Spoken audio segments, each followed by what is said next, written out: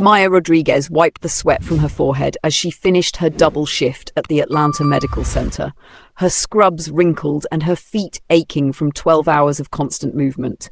As a nurse's aide, she earned barely enough to cover her own expenses, yet she faithfully set aside money each month for her younger brother Carlos's college fund. At 26, Maya had already sacrificed more than most people her age, but she carried her responsibilities with quiet dignity, never complaining about the weight of supporting her family after their parents passed away in a car accident 3 years earlier. It was at the bus stop after one of these exhausting shifts that she first met Terrell Washington. He was coming off his own long day working security at a downtown office building, his uniform crisp despite the Atlanta heat. What struck Maya first wasn't his handsome smile or confident walk, but the way he offered his seat to an elderly woman without hesitation, then struck up a genuine conversation with her about her grandchildren. In a world where kindness often felt rare, Terrell's natural compassion made Maya look twice. Their courtship unfolded in the margins of their working lives, built on stolen moments between shifts and small gestures that cost little but meant everything. Terrell would bring Maya coffee during her break, perfectly prepared with the extra cream she loved but could never afford to buy herself. Maya would pack extra lunch for Terrell when she knew he was working a double shift, homemade meals that reminded him of his grandmother's cooking. They would walk through Piedmont Park on their days off, sharing dreams of a future that seemed both impossible and inevitable. Their first real date was a picnic in the park with sandwiches Maya had made and sweet tea in mason jars. They talked for hours about their hopes and fears, with Terrell sharing his dream of one day owning his own security company, and Maya speaking passionately about finishing nursing school. Neither had much money, but they discovered they were rich in the things that truly mattered. Shared values, genuine affection, and an unshakable belief that love could overcome any obstacle life threw their way. When Terrell proposed 8 months later, it was with a modest ring he had saved for over 6 months to afford. The proposal came during one of their evening walks as they sat on a bench overlooking the city skyline. "I know I can't give you everything you deserve right now," he said, his voice shaking with emotion, "but I promise you that every day for the rest of my life, I'll work to build the life we both dream of." Maya said yes, not because of what he promised to give her, but because of who he already was. A man who showed up consistently, loved her family as his own, and made her believe that their struggling beginnings were just the prologue to a beautiful love story. Their wedding was a testament to love over luxury, held in the community center where Maya volunteered on weekends. The decorations were handmade by friends, the flowers came from Maya's small garden, and the reception featured potluck dishes that somehow tasted better than any expensive catering could have provided.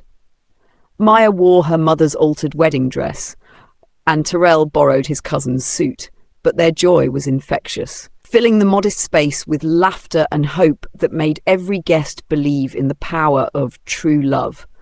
The honeymoon phase of their marriage was brief, quickly replaced by the harsh realities of their financial situation. Just 3 months after their wedding, Terrell lost his security job when the company downsized, leaving them scrambling to cover rent and basic expenses on Maya's meager salary alone. The stress was overwhelming, but instead of letting it drive them apart, they made a pact to face every challenge as a team. Terrell found odd jobs wherever he could, from moving furniture to working construction, while Maya picked up extra shifts at the hospital despite her exhaustion. When Carlos was accepted into Georgia Tech with a partial scholarship, Maya made a decision that broke her heart but demonstrated her character. The land she had inherited from their parents, a small plot outside the city that held precious childhood memories, would have to be sold to cover Carlos's remaining tuition costs. The property had been in their family for 3 generations, but Maya knew her parents would have wanted her to invest in Carlos's future. Terrell stood by her decision completely, even helping her navigate the sale process and holding her as she cried the night they signed the papers. The months that followed tested their marriage in ways they never could have anticipated. Maya was working 3 part-time jobs in addition to her full-time position, leaving home before dawn and returning after midnight, exhausted and emotionally drained. Their tiny apartment felt more like a rest stop than a home, with barely enough time for meaningful conversation, let alone romance. There were nights when Maya would collapse into bed fully clothed, too tired even to eat the dinner Terrell had kept warm for her. Yet somehow their love not only survived but deepened during this period. Terrell would leave encouraging notes in Maya's uniform pockets, small reminders of his love and pride in her sacrifice. Maya would save her tips to surprise Terrell with his favorite candy bar or a new pair of work gloves when his wore out. They learned to find intimacy in the smallest moments, sharing coffee before Maya's early shift, falling asleep holding hands despite their exhaustion, and dreaming together about the day when their struggles would be just memories.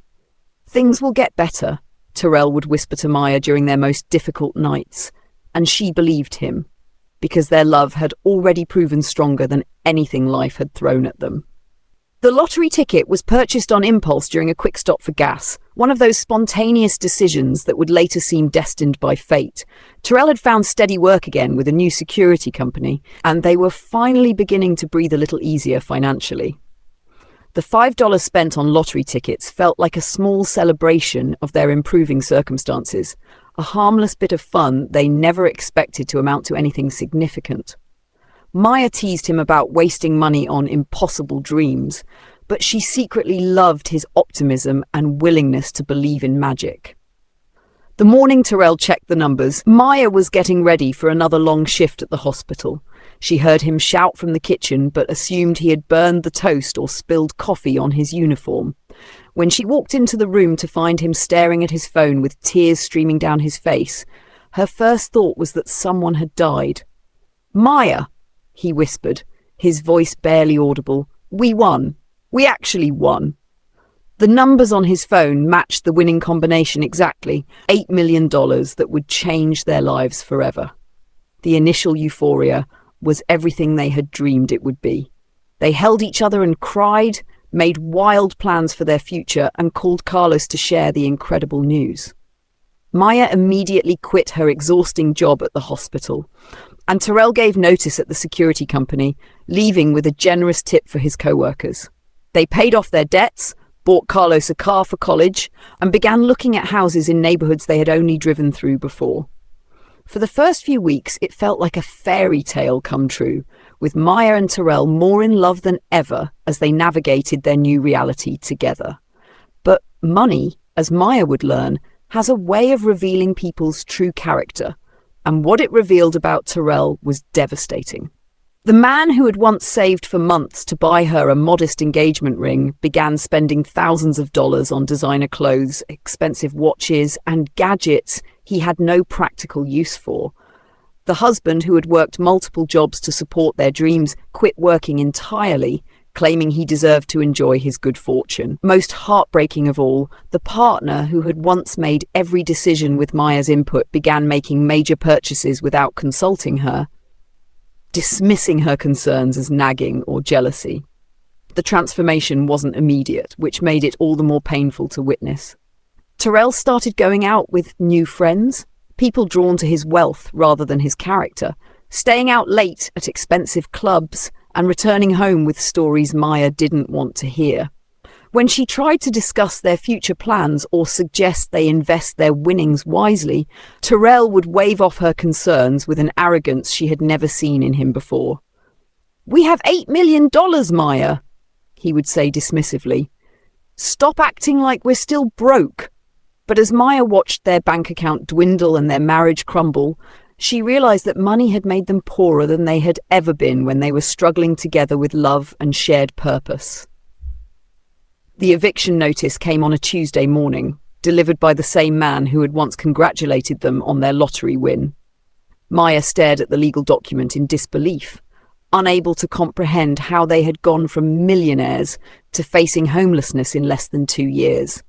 Terrell had spent their winnings as quickly as he had won them, burning through money on parties, expensive cars that depreciated instantly, and a lifestyle that prioritized appearance over substance. When Maya confronted him with the eviction papers, he barely looked up from his phone, muttering something about finding another place to stay. The divorce papers that followed were equally brutal, not because of their legal complexity, but because of how easily Terrell signed them. The man who had once promised to love her through any struggle couldn't wait to be free of the woman who reminded him of their humble beginnings. Maya found herself moving from her cousin's couch to her aunt's spare bedroom, carrying her few remaining possessions in garbage bags, while Terrell moved in with his latest girlfriend, a woman who was attracted to his remaining wealth rather than his character. The lowest point came when Maya was working at a diner, serving coffee and eggs to customers who sometimes recognized her from the local news coverage of their lottery win. The whispers and pitying looks were almost unbearable, but Maya held her head high, knowing that her dignity was something no one could take from her. It was during one of these difficult shifts that her brother Carlos called with news that would change everything. While helping Maya organize her important papers, he had found something tucked away in her old wedding album, a prenuptial agreement they had signed years earlier.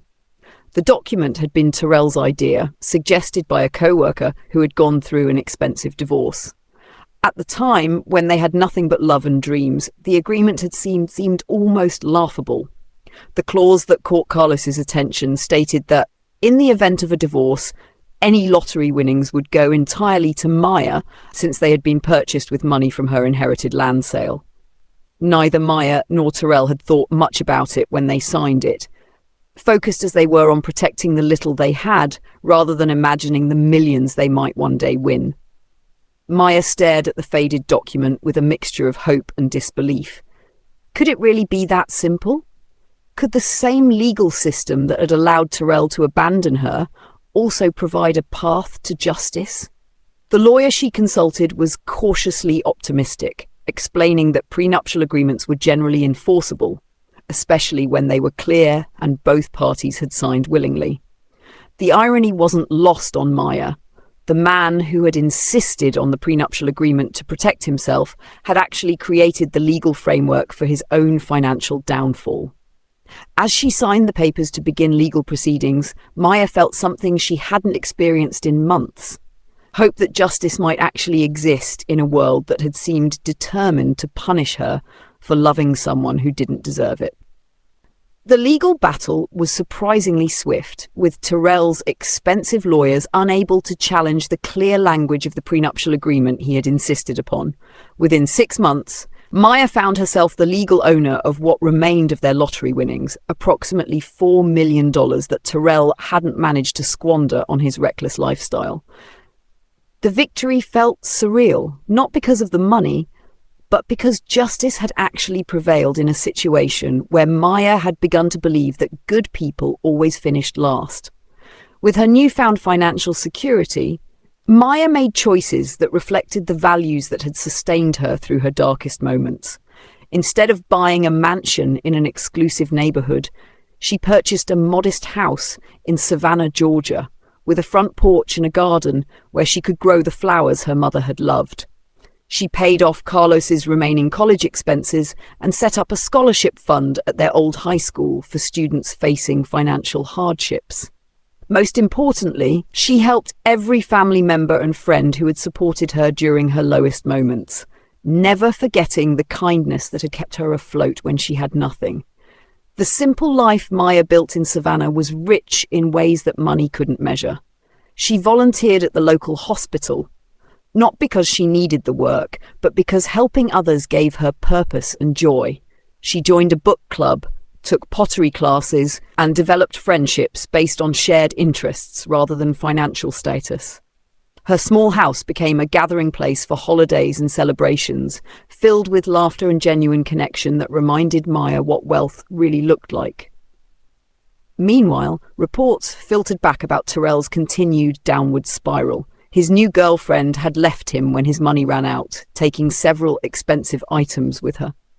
His fair-weather friends disappeared as quickly as they had appeared, leaving him isolated and broke. Eventually, he was forced to move back in with his mother, working part-time jobs. and struggling with the same financial pressures he had once escaped. When mutual friends told Maya about his situation, she felt no satisfaction in his downfall, only sadness for the good man he had once been before money corrupted his character. The wealth within Maya's story became a quiet legend in her new community, though she never sought attention or recognition for her journey. She had learned that true wealth couldn't be won in a lottery or stolen by someone else's greed. It was found in the peace of a life lived according to one's values, in relationships built on mutual respect and genuine affection, and in the freedom that came from knowing that no external circumstances could diminish one's worth. As she sat on her front porch each evening, watching the sunset paint the sky in brilliant colours, Maya understood that she had won something far more valuable than any lottery: the knowledge that she was exactly who she was meant to be: strong, resilient, and enough.